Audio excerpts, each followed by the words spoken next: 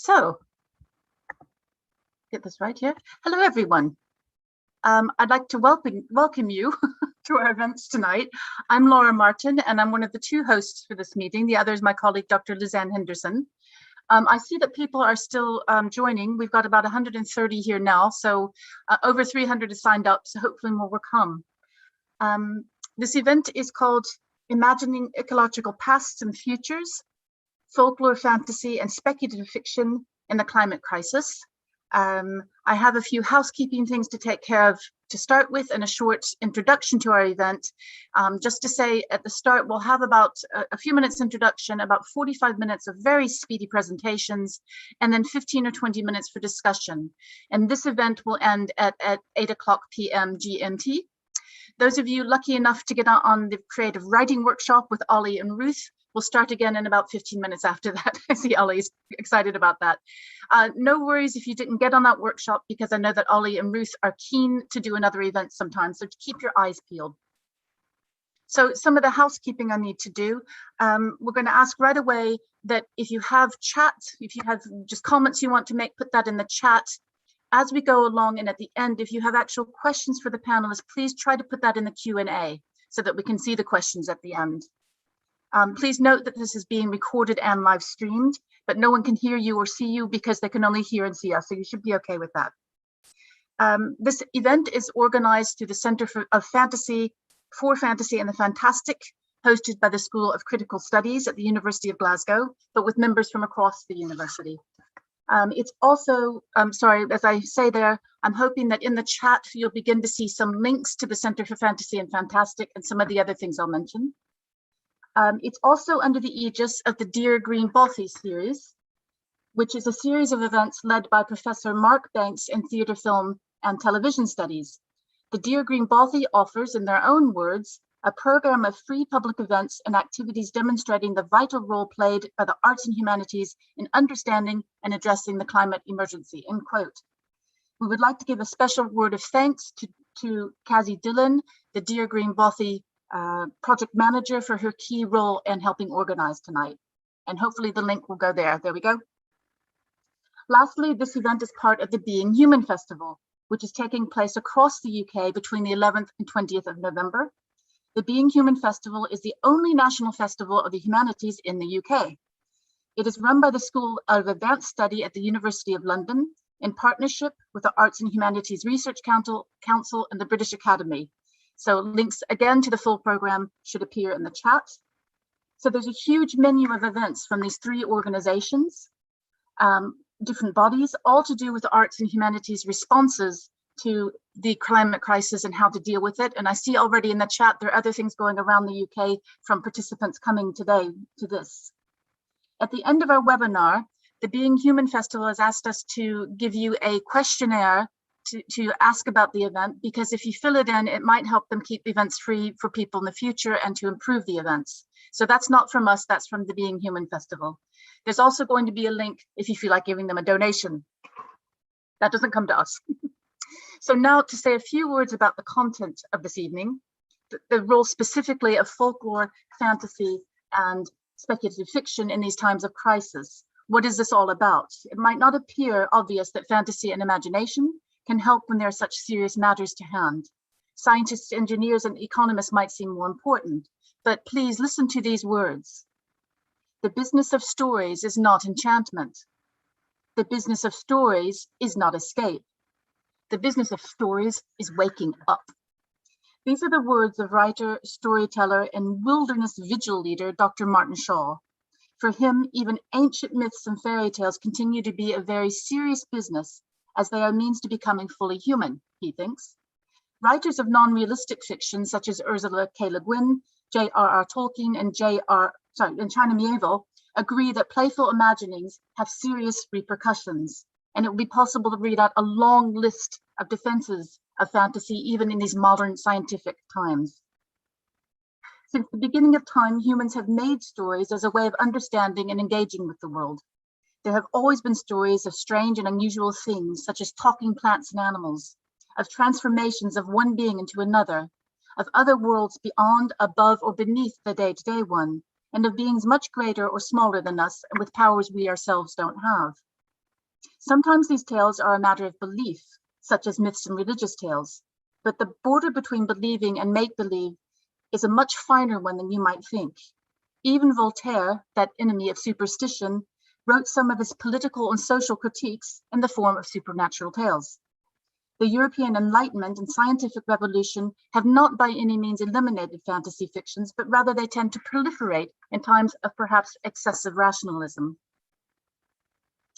Witness the success of Tolkien, Rowling, and George R.R. Martin and the franchises spawned by their works even in present times. Now to say a few words about the structure of our evening.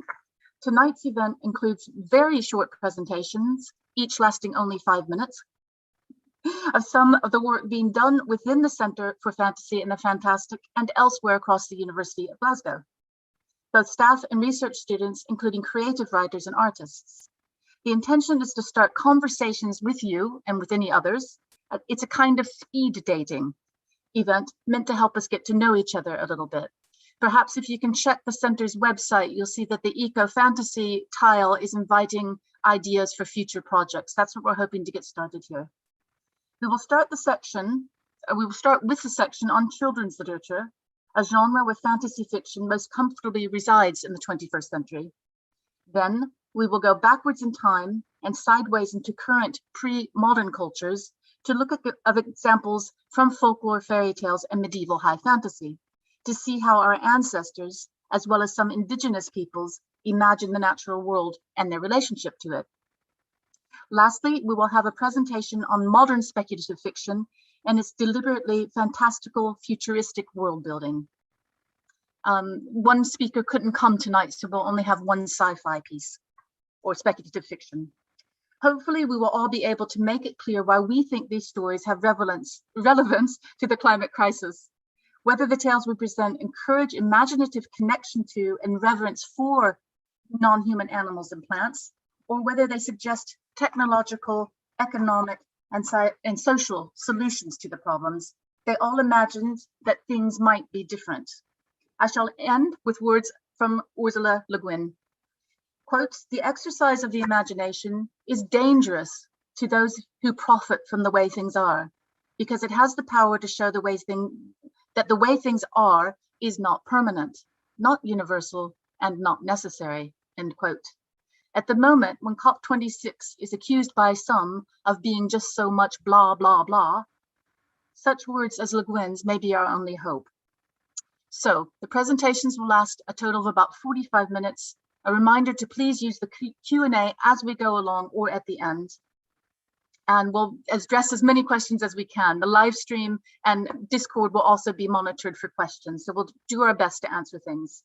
And then again, those of you who are on the workshop, you can join that 15 minutes later. Okay, thank you very much.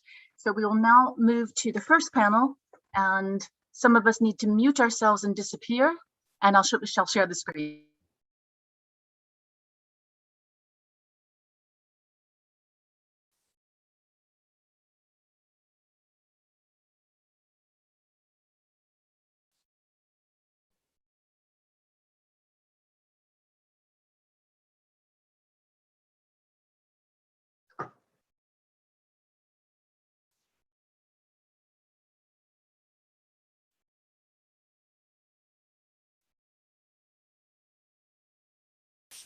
Oops.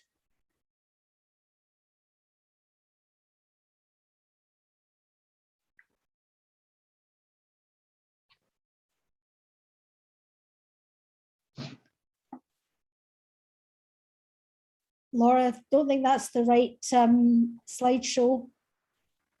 I'm very sorry. I'm sorry. Oh dear. It's a sneak preview. It's a sneak preview. Sorry about that. My thing was not showing everything. This is exactly what we don't want to have happen. I'm sorry, I'm not finding it on the. I'm not sure where that is. The children's Oh, one? there is. I'm seeing it. Yeah, there you go. Got it. Sorry, stupid idiots at the control panel here. Are we okay? That's it.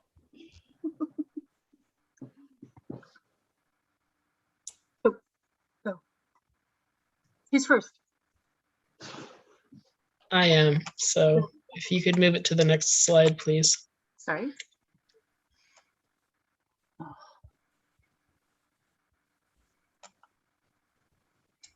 Thank you. I'm Heidi Lawrence. I'm joining you from Provo, Utah in the USA. And I cannot speak for the rest of the world, but in the United States, climate change has been politicized, though the percentage of the population who acknowledges it as a real issue appears to be rising. We still, however, need to find a way to get past psychological and emotional barriers, as well as social and economic barriers to reach people, many of whom are so overwhelmed by the environmental problems they hear about that they don't know where to begin. Children's literature has the potential to get past these barriers and reach people because it can be non-threatening and because it is so widely accessible. Children and adults of all ages continue to read and enjoy. My own approach at the moment is exploring the intersections of eco-psychology and its praxis, ecotherapy, with children's literature, especially the fantastic and highly imaginative. The premise is that as people engage more with their environment, they achieve better levels of mental, emotional, and psychological health, and even of physical health. There is growing evidence that as these connections are built, people are also developing a higher sense of care and concern for the environment. I see evidence of this in the children's literature I enjoy, and despite the fact that ecopsychology and ecotherapy are comparatively new approaches, the ideas behind them can be found in children's literature that is even older than the approach. My recent project has closely examined novels published by American author Madeleine L'Engle, for whom environmental care appears to be a long-held belief. Her books often contain evidence, not only of the healthful relationships between her human and non-human characters, but evidence that these same relationships provide healing from emotional and psychological stress characters experience. Most of the books I have examined were published before the dramatic increase of interest and advocacy in environmental issues. Yet many of her ideas about human, non-human kinship remain relevant in the 21st century. More importantly, she doesn't appear to have a specific environmental agenda in her novels, which might make environmentalist-friendly ideas more palatable to readers who are in denial.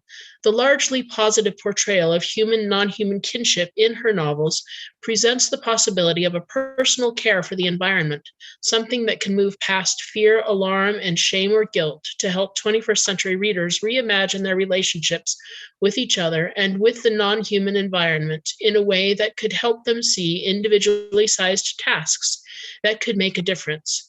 We humans need bite-sized pieces, small things we can actually achieve, rather than trying to drink from the fire hose of the environmental apocalypse.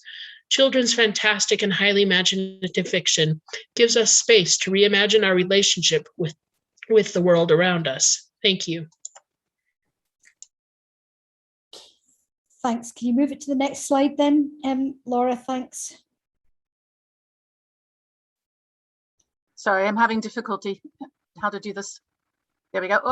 Oh, too far. No, Yeah, back one. sorry, there we go. Sorry.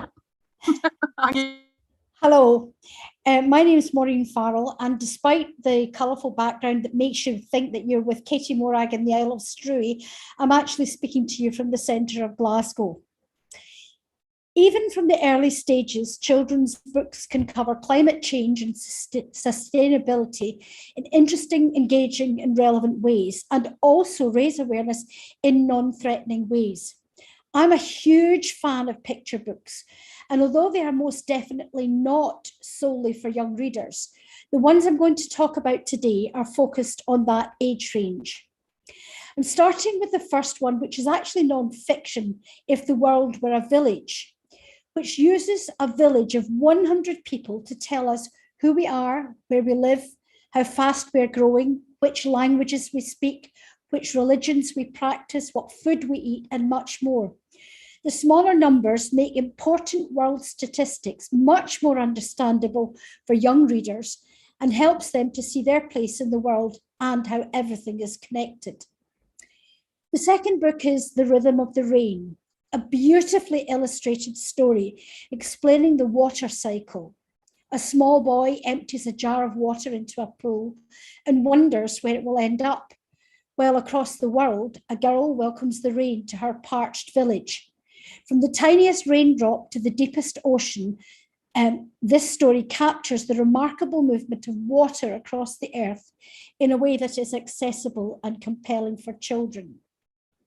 I couldn't not have one definite Scottish item. So the next one is Max Power and the Bagpipes. And this is one of a series of original stories about the Power family as they capture renewable energy on 3 different continents.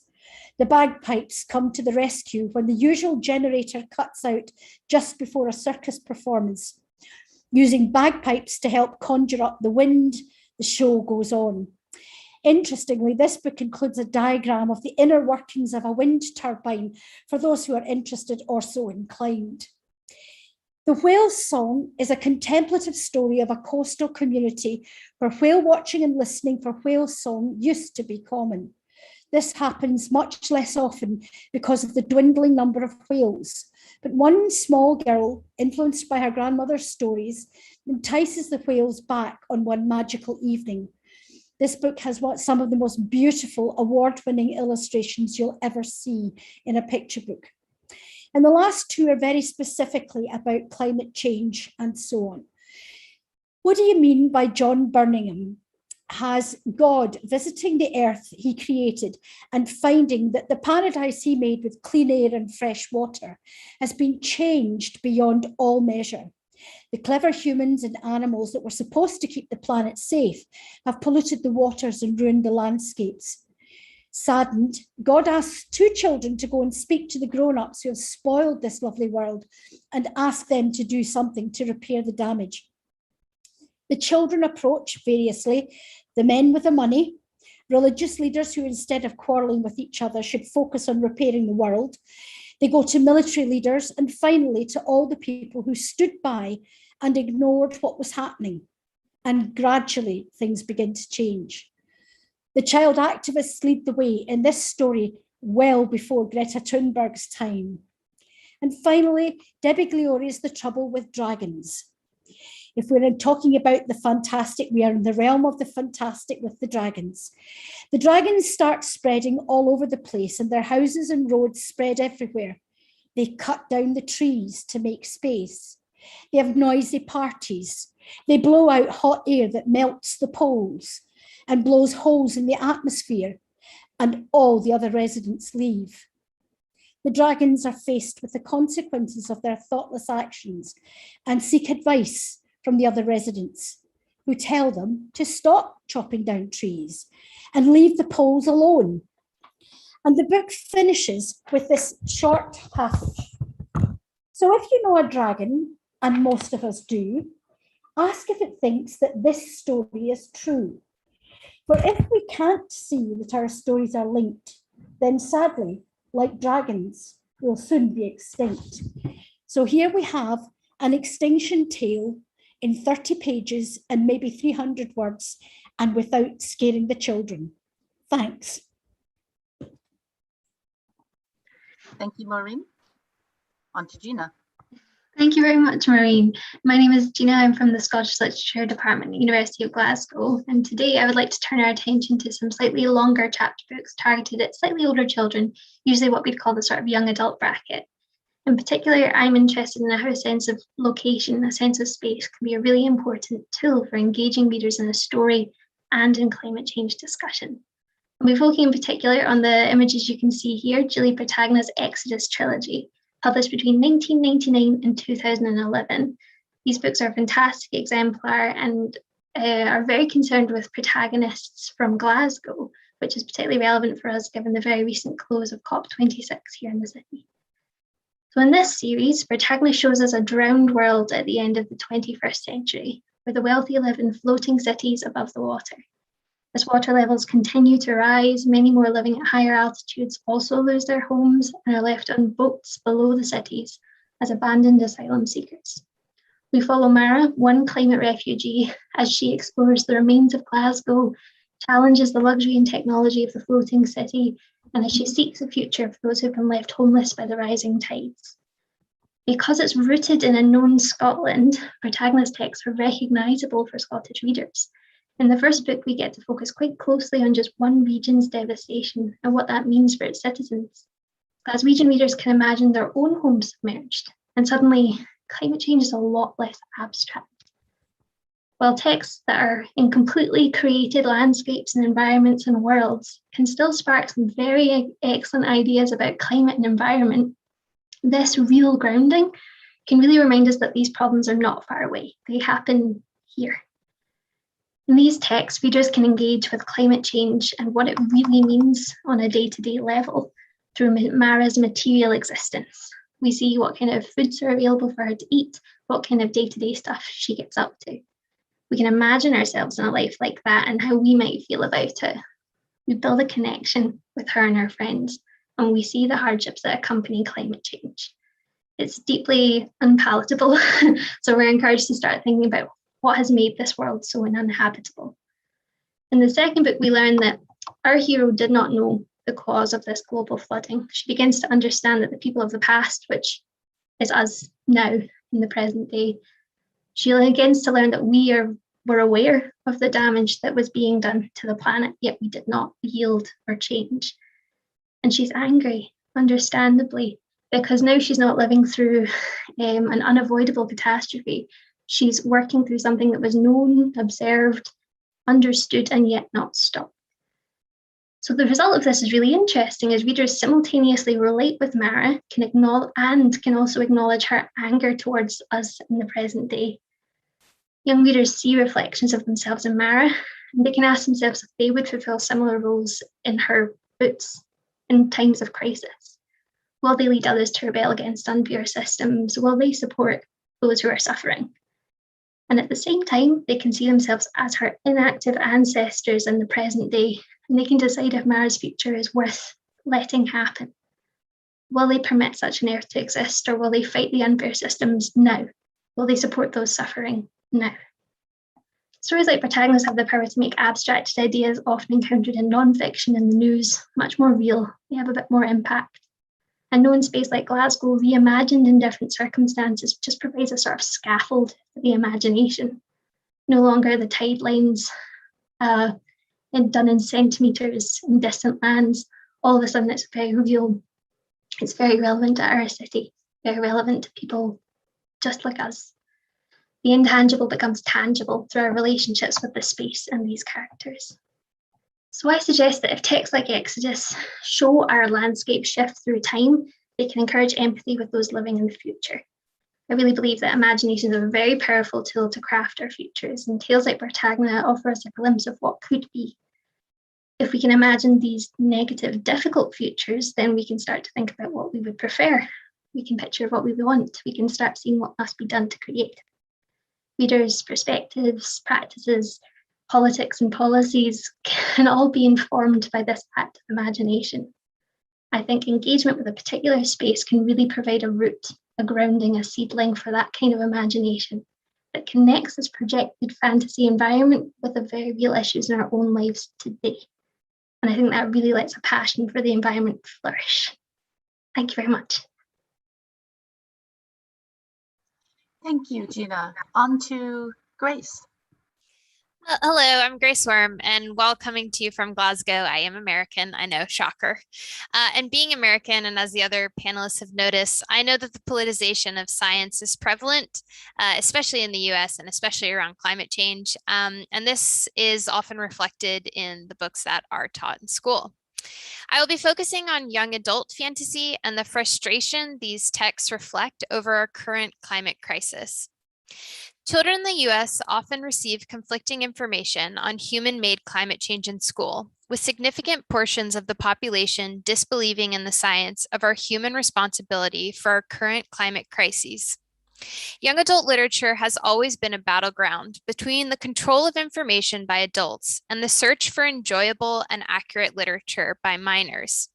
Whether this battle takes place through censorship, the refusal to fund public education, or the politicization of science, they all attempt to control these young people's access to information. The reality of our current global climate crisis is an undeniable legacy for all young adults who will inherit this earth, and with it, the legacy of climate inaction and counteraction of previous generations. Despite this, there is a wealth of young adult fantasy that tackles climate change on some level, showing that this literature has often attempted to bridge this gap.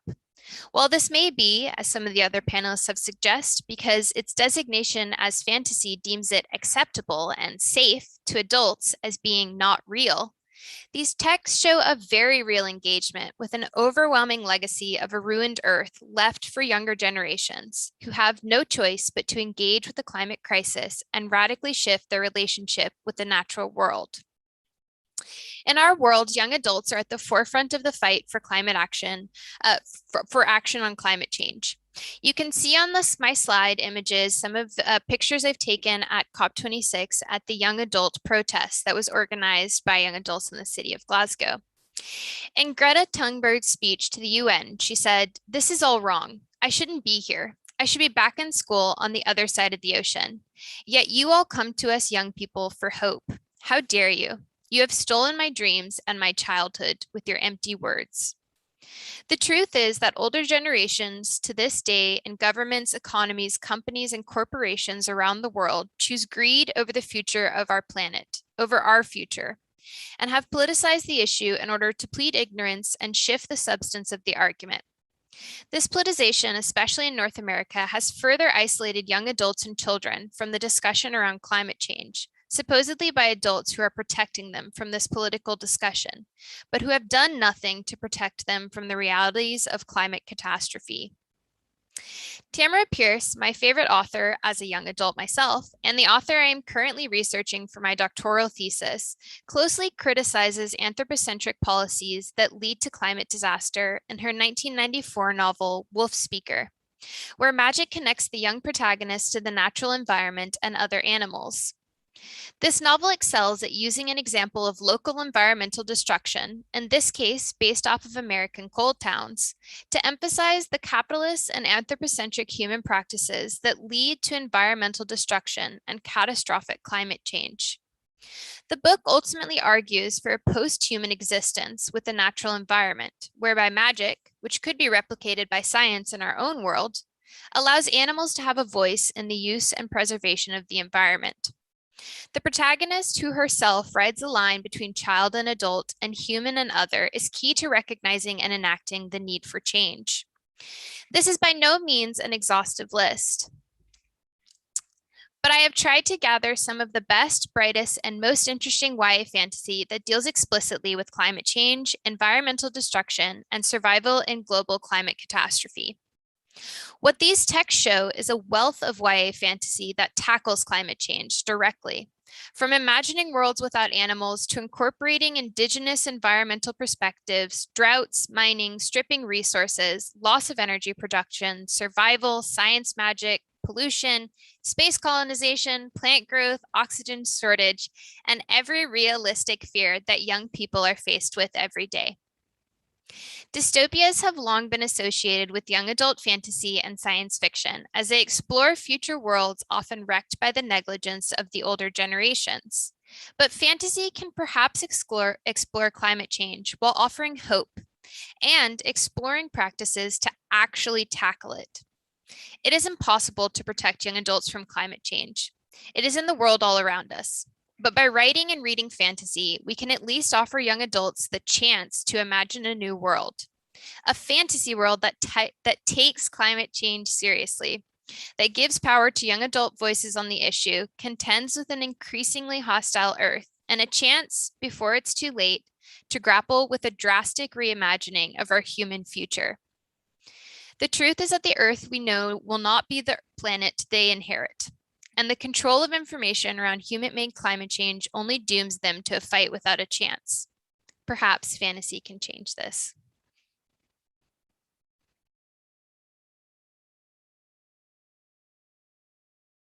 So thank you, everyone. Excellent work. And the Children's Lit team is to be congratulated for sticking to time. We next have Lizanne, and this time we'll get the right presentation, I hope. Which one is it? Renewal, there we go.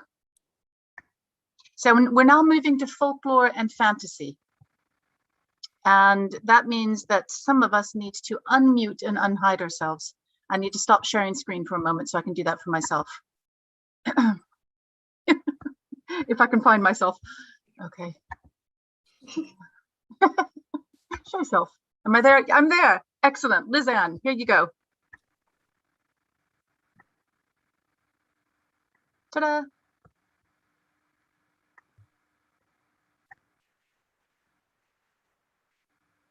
I'll just wait for the slides to start. Okay, can you see them? Yep, I see it now. Okay, hello everybody and welcome to our event.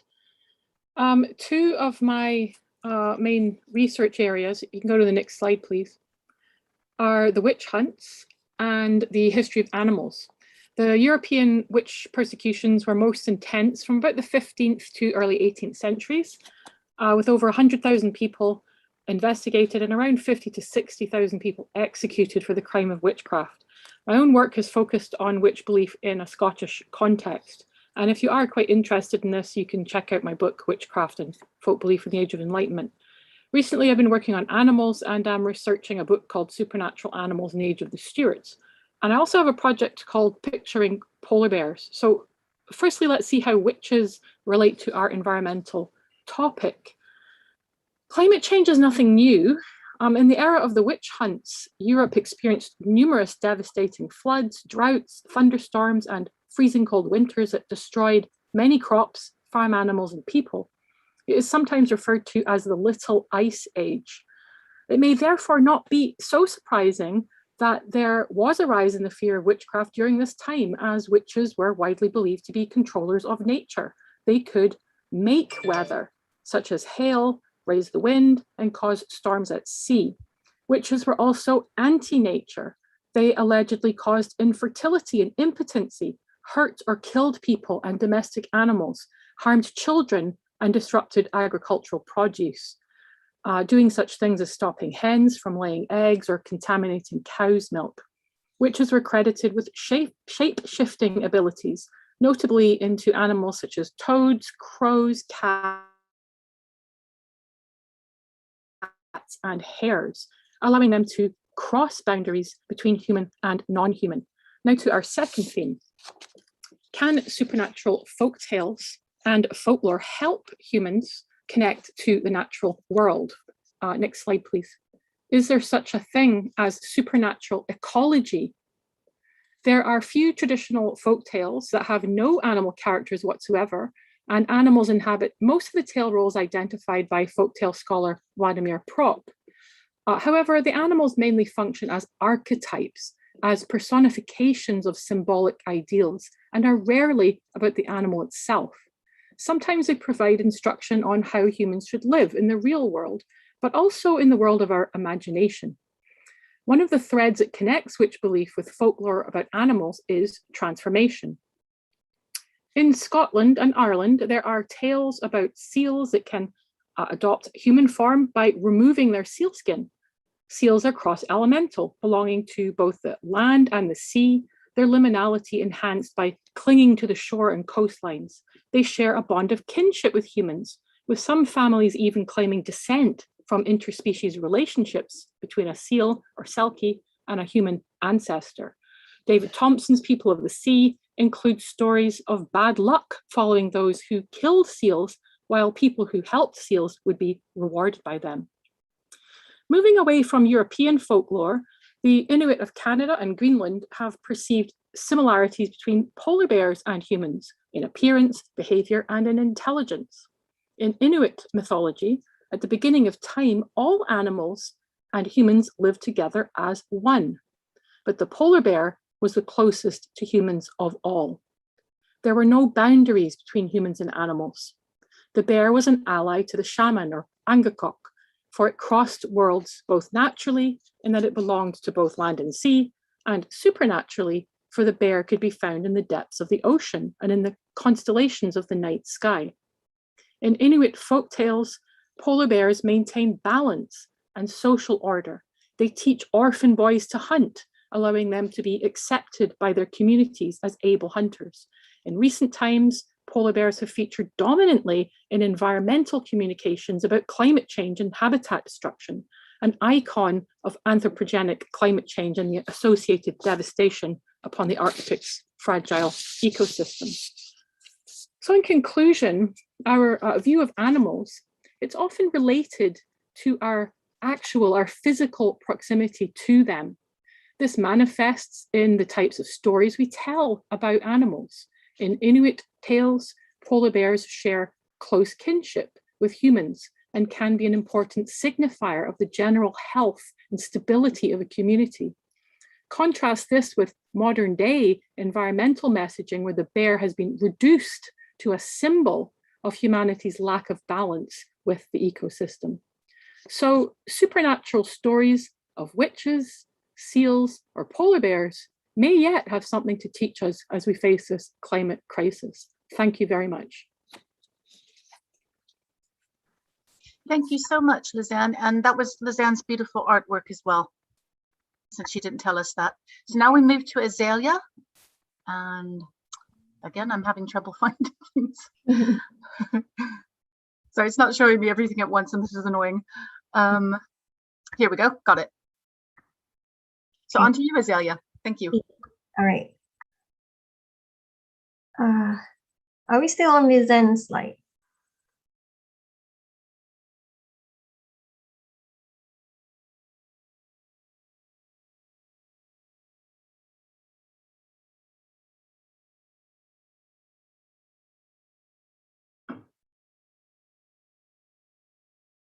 Okay, wait, let me see.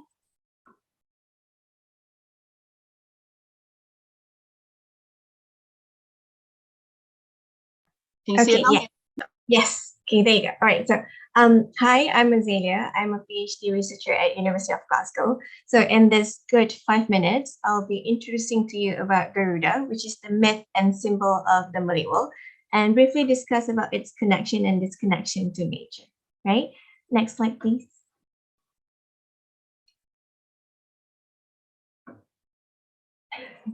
Sorry, it doesn't always work. There we go. Thank you. Okay, all right. So let's start with the Malay world. So the Malay world is basically this traditional concept about the cultural and linguistic group that embodies the Malay language as well as the Malay characteristics. So according to archaeological studies, 5,000 years ago, there was this huge Austronesian migration where archaic people actually moved and dispersed towards different parts of the continent. So if you look at the map on the slide, so that is the specific part of the Malay world, which we have Malaysia, Indonesia, Sabah and Sarawak, which is actually a part of Malaysia as well, and Singapore, Brunei, and also south of Philippines and also south of Thailand. So throughout several civilizations, the Malay world was actually governed by several kingdoms. So the first kingdom was actually the Srivijaya Empire, which brought along the Buddhist influence. And then several centuries later, I think about 6 centuries after that, it was governed by the Majapahit kingdom. So that brought about the Hindu influence. Then several centuries after that, Islam actually took over, and that's when we have the system, the culture, the language. Sorry, let's move back. And the literature that is a mixture of influence of Hinduism, Buddhism, and also Islam. All right. So then to the next slide. So, talking about the Garuda actually comes from the Hindu Buddha mythology. So, in the Sanskrit tales and manuscripts, Garudas are actually being pictured as these enormous birds that resembles golden winged bird with human heads, or either with a human torso with a bird head. So, in mythological study, we call this as anthropomorphic, which is half human and half nature. So, this aesthetic representation of the Garuda actually symbolizes the connection and disconnection to nature. So they are being pictured as this super intelligent being, and also at the same time having this capability of being surrounded with humans, living together with humans, communicating with them. And so this actually creates this whole connection between human and nature. So they're having this super massive strength of Mother Nature to actually take care of the world, take care of humans. So this actually personifies life and courage, and also the fact that all living things actually make up all this complex system of the world, right? So another amazing thing about this representation of the Garuda is that it also actually represents death and also life. So there is basically this, I would say, like a line or a form of this connection between the human world and also the natural world, because they've been the Garudas are being depicted as having wings so powerful that it could actually stop the heaven, stop the earth, and also stop the underworld from spinning. So here is actually trying to tell us that Mother Nature actually has the power to stop the world. All right. So if it decides to stop functioning one day or to just crumble, so will us, the humans. So actually all living things, humans or non-humans, they all have their own sanctity, their own comprehensive purpose on the world. So that's what the Garuda is trying to show. All right. Next slide, please. So, okay, yes, correct, this one. So, no, let's go back to the, let's move to the next one. This one is fine.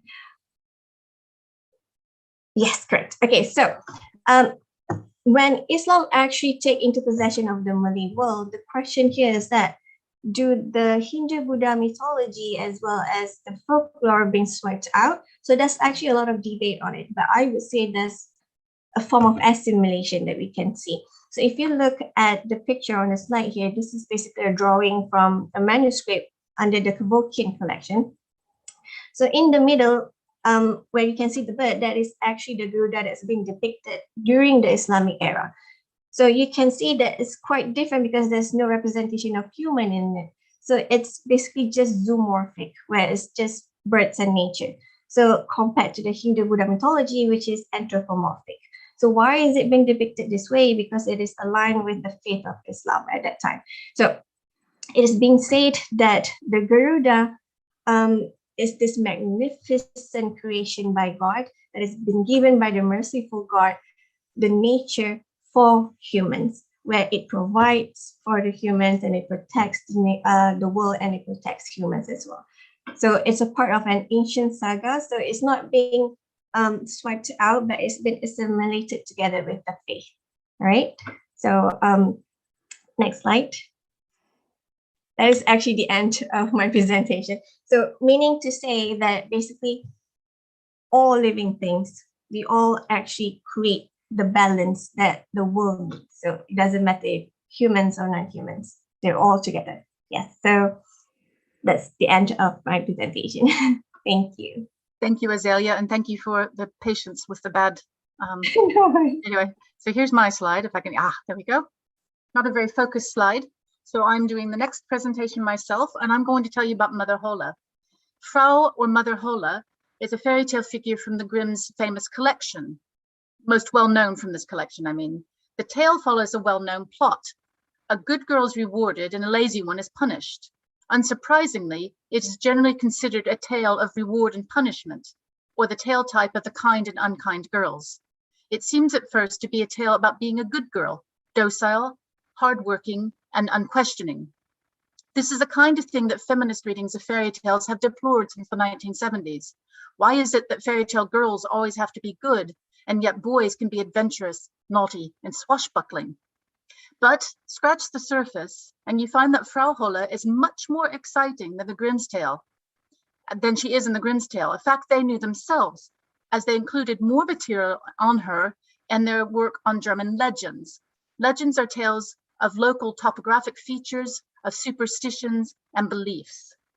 Holle in these legends had many other names: Hulda, Perchte, Bertha, Goda, and others. Even in the fairy tale, she is to be found in the magical realm reached by falling into a well. And this makes sense, since in the legends, she is associated throughout the Germanic and Scandinavian landscapes with natural springs.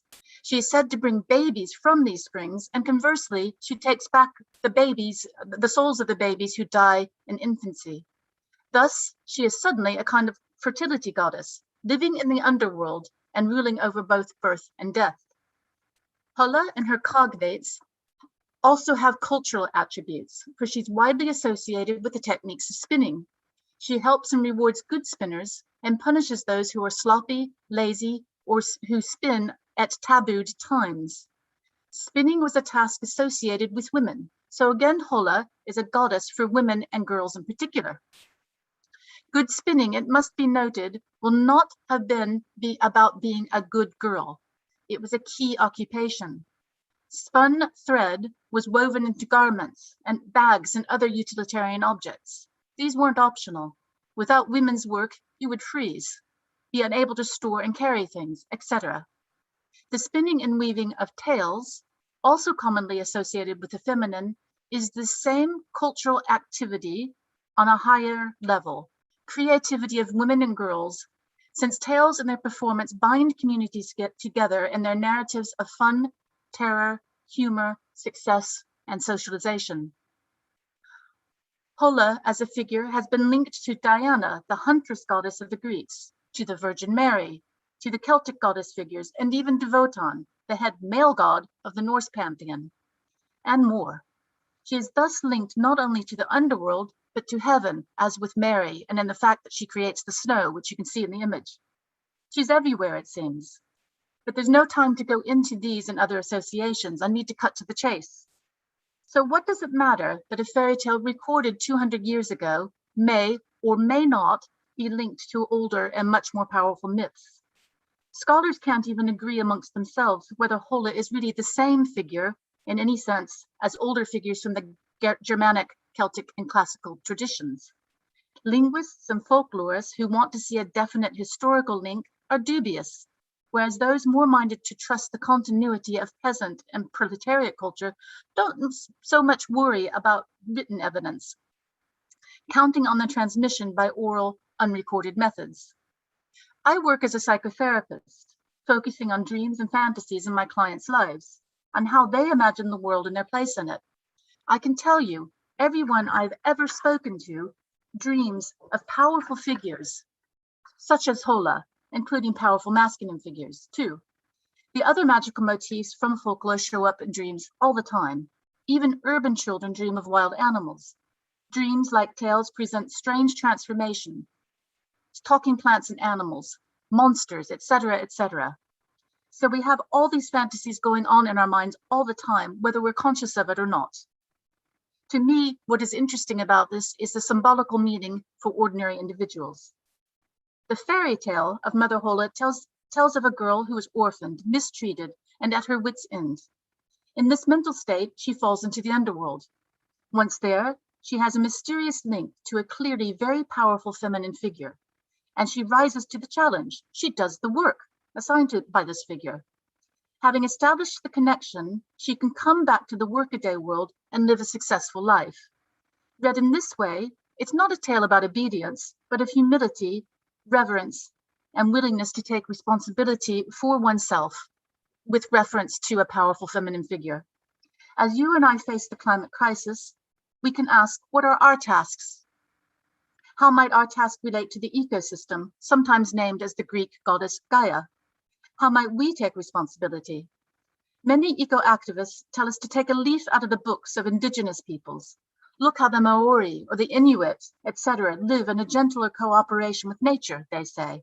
Yes, this is fine, but we too have such a tradition, and it's also always already in us. How might we attend to this voice? Thank you. That's the end of me. And now, Geraldine, I just need to share screen. And I'll find it in a minute. Don't you worry. Okay, great. I'm going to introduce myself while this is happening, maybe. Sorry, it's really just not showing me things all the time. I don't know where to find them. Don't worry, we'll wait for it to come up, but I'll say that my name is Geraldine Parsons. I'm here in the Department of Celtic and Gaelic in the University of Glasgow, and really happy to be part of the panel. So thank you, Laura, for organising. You're welcome. I'm not sure why it's not showing up on my thing here, because you definitely did send it.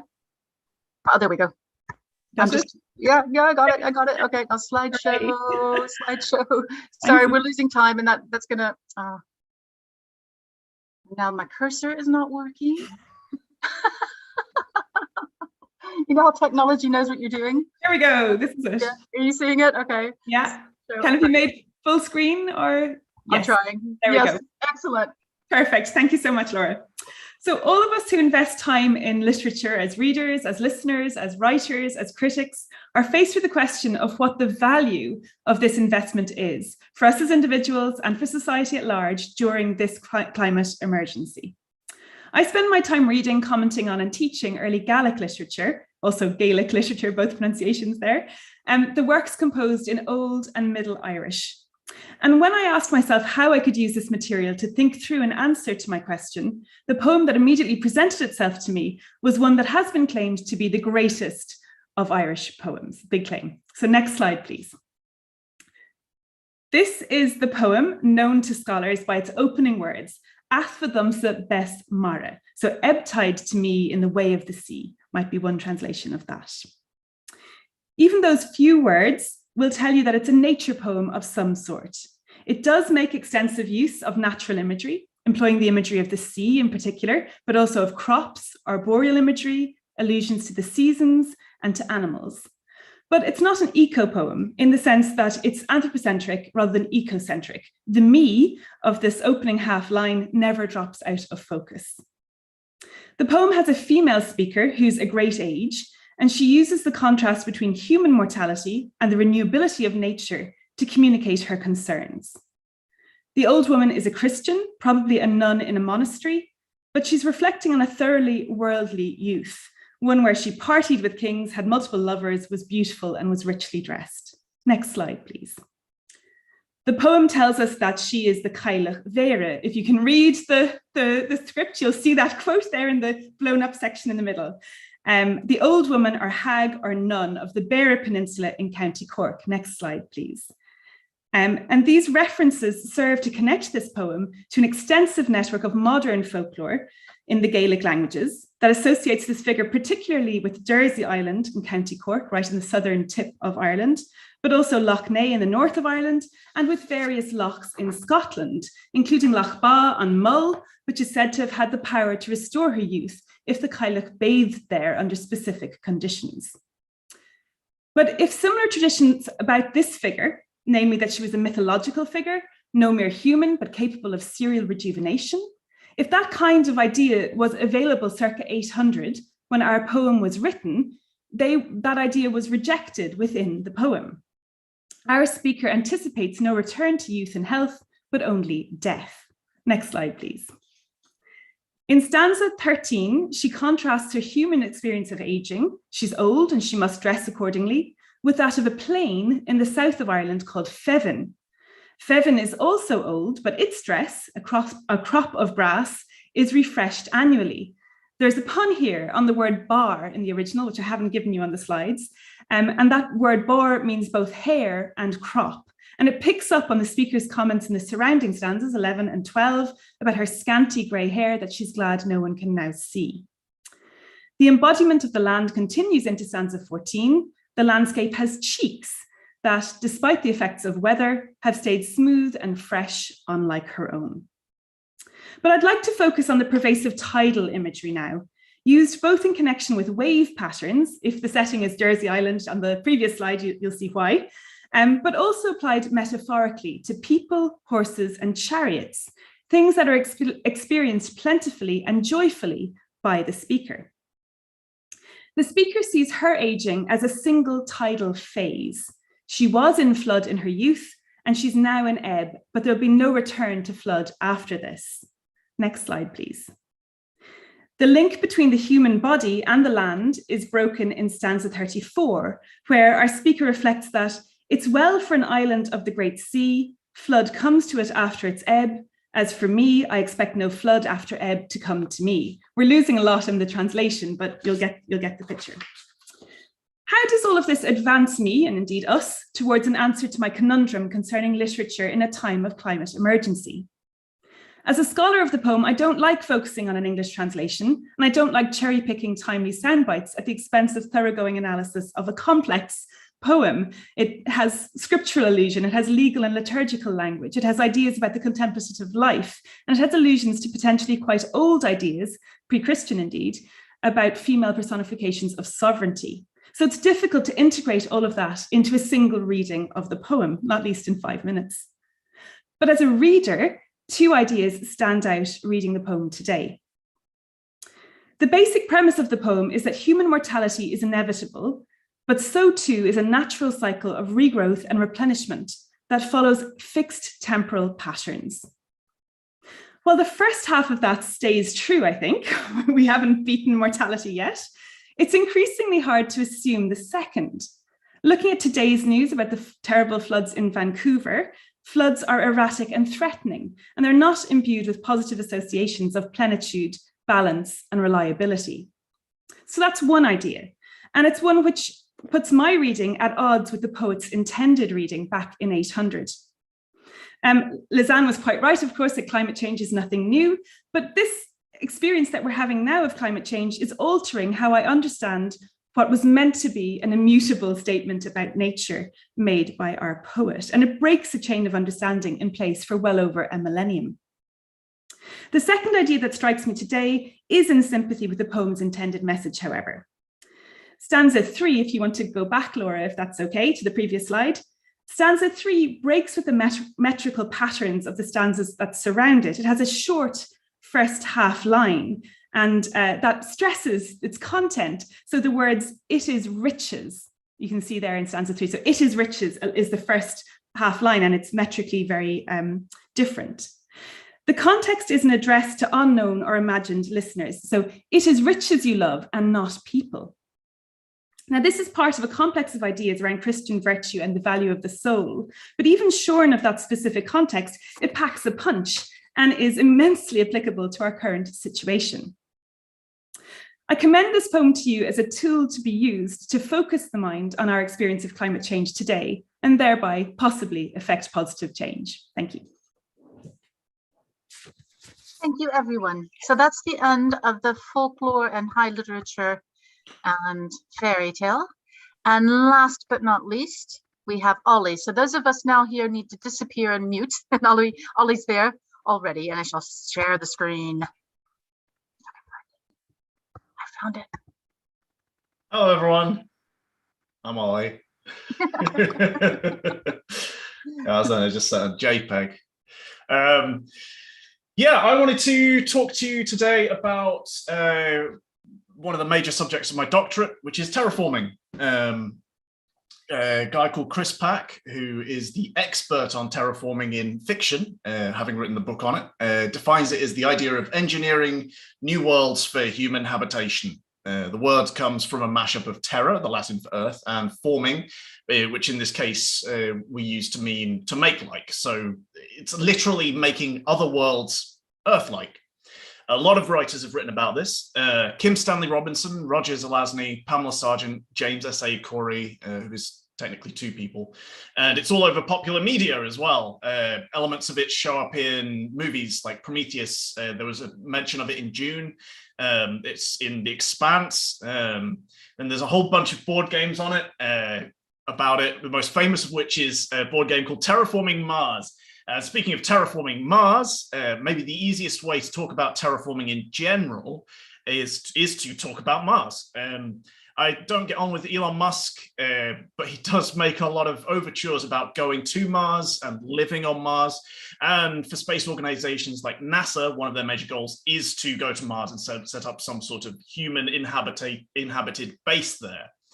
But an ultimate goal of Musk and a lot of these space agencies, a dream if you'd like, would be to make Mars independently capable of sustaining human life by making it Earth-like, doing things like altering the surface temperature until it's temperate and making the atmosphere breathable and introducing oceans. But why, you might be asking, why, Ollie? Why is any of this relevant right now? What does any of this far future stuff have to do with climate catastrophe? Well, we are already terraforming one world, sort of. Terraforming is an expression of geoengineering, a term which means altering ecological conditions at a global scale. So to make Mars Earth-like, we need to geoengineer it. The problem we currently have is that right now we are accidentally in the process of geoengineering our own planet. As Christopher Mackay puts it, it is becoming increasingly clear that humanity is already engaged in both deliberate and inadvertent global modifications of one planet, Earth. In much the same way that we would need to alter the Martian atmosphere to make Mars livable, we are currently altering Earth's atmosphere in a way which long-term is going to make Earth unlivable. So what's the lesson here? It basically boils down to control. We are geoengineering our own world, but we are doing so inadvertently, accidentally. The geoengineering we are doing is a byproduct of the fuel we use. What we need to do, much like we need to do to make Mars habitable, is to take control of the geoengineering process. And this isn't science fiction at all, this bit. We already know how to do it. By reducing and ultimately eliminating carbon emissions and employing carbon capture technologies to mitigate the accidental geoengineering we've already done. But I'll just finish off this whirlwind tour of this massive idea with a curiosity, which is something that I've had in my head for a bit. What we're currently doing here on Earth, which is thickening our atmosphere with greenhouse gases, is conversely part of what we need to do on Mars to make it habitable. The Martian atmosphere is very, very thin. And to both warm the red planet and work towards making its atmosphere breathable, we'd actually need to pump it full of CO2. So what we're sort of doing to our own planet. So all the carbon capture technology that's possible right now on Earth, and it badly in need of implementation, capitalism whenever you're ready, may one day end up informing how we make Mars Earth-like. So while we need to cool down Earth, we need to warm up Mars. That's me. Excellent, thank you, Ollie. So many different ways to think about things. We've got about 13 minutes. Let me find myself again so we can all come back and show ourselves and unmute ourselves. And Lizanne has kindly agreed to field the questions. So again, I'm sure some questions won't be able to be addressed, but we'll try to, try to do what we can here. So many different ways. We've talked about how to encourage children to see their role. We've talked about old literature and indigenous literature and future literature and everything. So I'll leave it to Lizanne now. Yeah. And thank you, everyone. Yeah. Thank you very much, Laura. And again, thanks everybody for our speed dating session here. Hopefully the questions don't have to be quite so speedy. I've been seeing the chat being compared to yo sushi or fantasy tapas. So maybe that'll catch on, I don't know. There's a few questions. Some of these might have already been answered in one way or the other, but I'll just kind of shout them out anyway. And do keep your questions coming in. There was a question kind of directed at the whole of the children's panel, the children's literature team, by an A. Gray. For myself, I feel it is unfair to ask young people to fix the climate crisis older generations have caused, especially when young people do not have legal and financial powers that adults do. Do you think there is a way to use children's literature to motivate adults to do more to combat climate change? And that's a generic to the children's lit team. Well, maybe if I start and then some of the others can come in. I think it's a great question. I think anybody who's who's a parent and who has been subject to Saturday morning pester power on the adverts, I think young children in particular are very good at impacting on their parents and getting them to do things, and they can inflict a certain amount of rage if they are overusing resources and doing things like that, and that can have an impact. I think the young adult literature of the time, as Grace said earlier on, and as Heidi has also mentioned, and indeed, you know, all of them, I mean, so many of the young adult texts are almost like dystopian texts, which nearly always have to do with the adults getting it wrong and the young people having to come along and fix it. So I think that's, sadly, maybe that's what young people now expect to have to do. I don't know what you others think. What do you think? No, I think you raise a great point about the power that children have is not necessarily financial and political, like the question's asking, but it's definitely there. I think, Maureen, I remember very much in school anti-smoking lessons, so that we would then go home and tell our parents off for smoking. I think you see similar things with like recycling and stuff now, where the power that children have in their own homes is surprisingly strong if we think about it. I think you're right, Maureen. Young adult fiction at the moment as well, I think, is having a real resurgence in popularity for adult readers as well. I think anyone who's aware of like Book Talk and BookTube and stuff will really see how much these are being recommended to readers of all ages. So these fictions are not limited to children, just as you said, Maureen, as well. Picture books are for everybody. I think they can have a lot of power, and I think there's something nice about reading climate fiction that's not necessarily full of anxiety. For children, fictions for younger children tend to be a bit more uplifting than some literary fiction we target for adults. I was just going to add briefly before we move on to a different question. I mean, I think it is unfair, but this is where we are. And I think we all know that. And I think young people know that. And I think for myself, you know, it's extremely interesting doing my doctoral research on Tamara Pierce, because she was an author who I was reading as a young adult, who really greatly influenced the way I think about the natural world. I mean, the Immortal series, which I talked about earlier, specifically the book Wolf Speaker, that fundamentally changed how I viewed animals and my relationship to them. So I think, you know, there is power in these narratives. And, you know, like Gina was saying, I think we continue to destigmatize adults reading what is considered children's or young adult fantasy. And I think when adults do that, they see this constant struggle for a voice, but also a constant struggle under the responsibility that they're going to inherit, whether that's fair or not. Okay, thank you. Just while we're still with the education team, Heidi, I think this is probably one that you can answer about. Somebody was quite interested in hearing more about ecotherapy. That was from Serena. I'm not sure if that was because they didn't understand what ecotherapy was or if they just wanted more information. So I just wondered if you could say maybe briefly something about ecotherapy. Sure, I'm not seeing that question in here, but I think it's basically, it is a therapy that some psychologists are beginning to use, where they actually move their therapy sessions outside.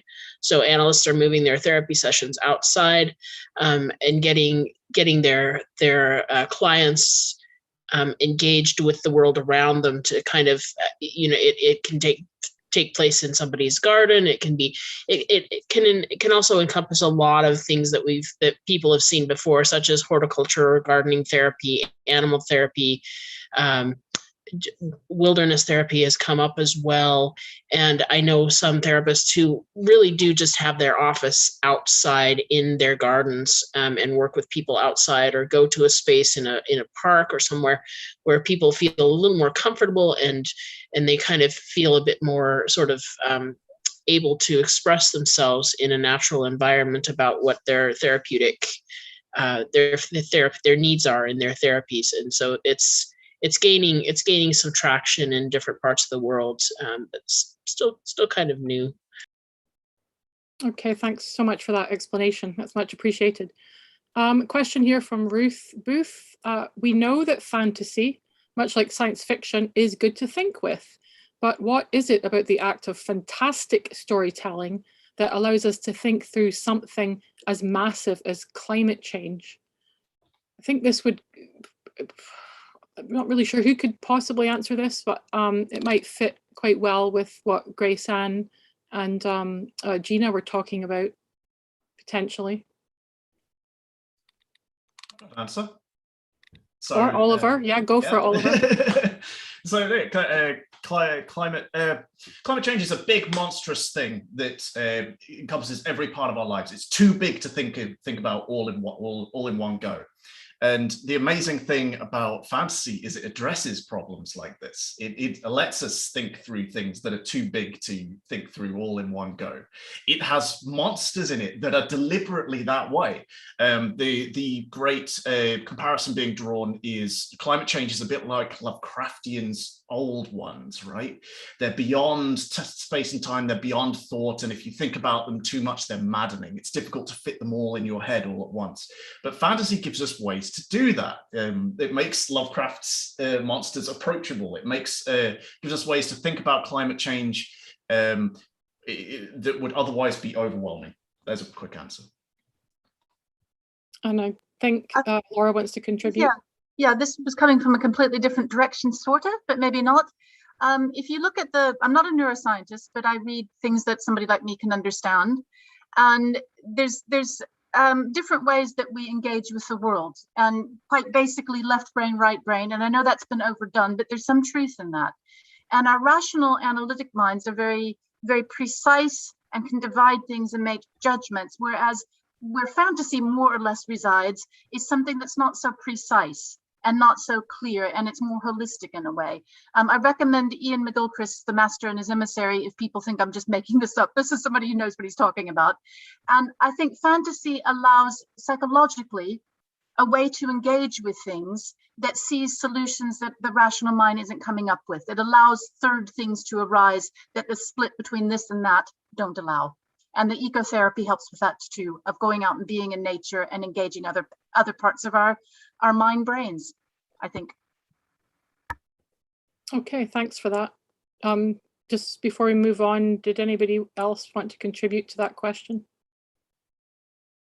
Okay, maybe back to Oliver then, just because you've already, your brain is engaged with transformations and terraforming. There's a few questions have come in for you, trying to make them make sense here. One here from Ruth on terraforming the Earth is different from Mars due to the huge number of stakeholder countries in different areas. And she asks, how does climate change fiction help us to explore this political issue? Cool, right. So it's a problem of perspective, right? If you have too many countries working against each other because of their interests, their own specific interests, we can't work together in the way we need to be able to successfully. As we've seen from COP and how disappointing that was, it doesn't result in quite where we need to be or want to be because too many competing interests. So there's philosophers out there. Frank White has come up with the overview effect, where he says the more people that can see the Earth from above, the more people that get an overview of all of these systems, the better our political systems will be. So he's all about sending people up into space to look down, but he's also about just thinking about the Earth as a whole, and through that coming to more international solutions to problems. And fantasy and science fiction are a great way to think through that, because a lot of fantasy and science fiction thinks through these problems at a global scale. Okay, cheers for that. Have we still got time for a few more questions? We've got about 2 minutes, so maybe one that gets an answer or two, and I'll put links to that Being Human Festival back in the chat just for people. Yeah. And I'm also thinking, before we wrap up, trying to find ways to continue this dialogue, because a lot of interesting things have happened in the chat and the Q&A, so we'll put some thought into that. Yeah, we will put some more of these unanswered questions onto the blog, I think, on our website. I think that would be the follow-up, as Dimitra has suggested. Maybe a quick question then for you, Laura, while you're on the bell. I think you should be able to answer this one quite quickly. You linked Mother Holla to Diana. What do you feel to be the difference, asks Ben Holden, since you chose Mother Holla to talk about? Do you feel more of an affinity for her, and why? Yeah, I tried to answer that in the chat, but I'll try now again for everyone. Holla is more global in a way, because she's so imprecise, and then finds herself in so many different places and fairy tales and landscapes and this sort of thing. To me, she's a Northern European figure, which I think is interesting. But I also like this going into the underworld and also helping with cultural forms, the spinning and the weaving of fabrics and fairy tales, as I've said, and there are other things. I don't know a lot about Diana, but to me, she's the huntress and she's the moon goddess. And that's all I really know about her. And I'm not really interested in hunting. The link with Holla, I think, is that she's also sometimes a moon goddess. So Holla ends up being kind of this global great goddess, whereas Diana is a little bit more precise. And I'm interested in Holla and the way she fills all those little interstices, all these little places, nooks and crannies, as the feminine figure, great mother or whatever she is. So I don't know if that answers it, but I just think Holla is a great. I like the journey to the underworld for one thing. Personal. I think that'll do. That will do. Okay. We'll take that it. will do. We're nearly out of time, and I'm aware that some people have a writing workshop in 15 minutes and probably need a break. And you've all been so patient for being here for so long. I hope I put the Being Human Festival links again in the chat. We'll find a way to send them if they haven't come through. I want to thank you all and say we'll try to continue this conversation. And I think I have nothing else I need to say except thank you to all the participants, all the attendees, and everybody who's given a paper tonight. It's been fabulous. Thank you. Anything else, guys, that needs to be said? Okay. Yay! Thank you for coming. And thank you for putting up with my technological lack of skill. Mother Holla needs to get on this one. Okay, I shall end the meeting. Goodbye. Bye.